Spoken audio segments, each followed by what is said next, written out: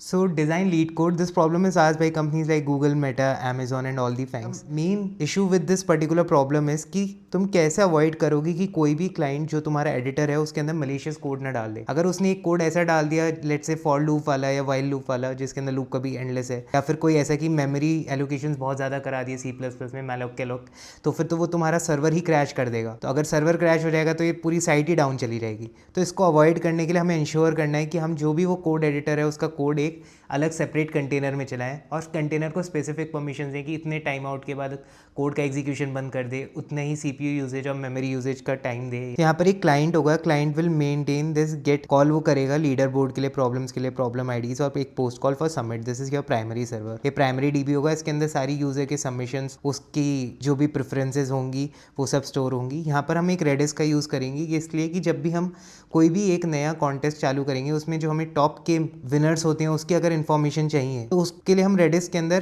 क्योंकि रेडिस हमें बहुत सारे डेटा स्ट्रक्चर्स इनबिल्ट प्रोवाइड करता है, सॉर्टेड सेट्स, तो हम वो यूज़ करके वो सारा डेटा लेके आ सकते हैं और उसको हम बारी बारी से फ्लश आउट कर सकते हैं इस प्राइमरी DB के अंदर। तो इसको करने का बेनिफिट ये होगा कि वरना हमें DB से बार बार कॉल करके ये सब मंगाना पड़ता है। रेडिस इन मेमोरी कैशे होता है तो ये बहुत जल्दी ये सारा काम कर देगा। देन द मेजर क्रक्सेस, हमने ये कंटेनर बनाए हैं Java run time, Python run time, C++ run time service के AWS फारगेट में।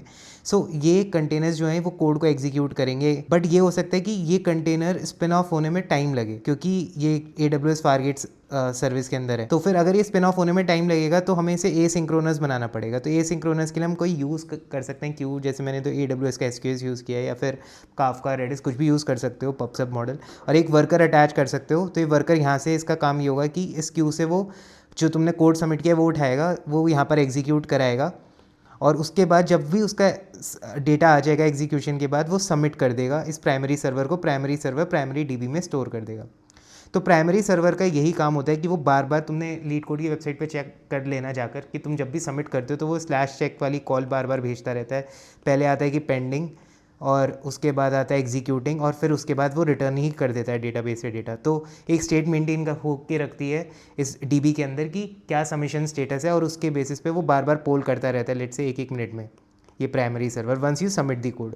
सो इससे ये प्रोसेस हमने पूरा एसिंक्रोनस बना दिया, और इस सर्विस पे बहुत ज़्यादा जो डिपेंडेंसी थी और क्रैश होने के चांसेस थे वो सब हमने खत्म कर दिए। बाकी लेट मी नो कि तुमने आज कितनी लीड कोड प्रॉब्लम्स करे, और ये नोट्स चाहिए हो तो मेंशन कर देना notes in the comments, I will send you it in your DM। Bye.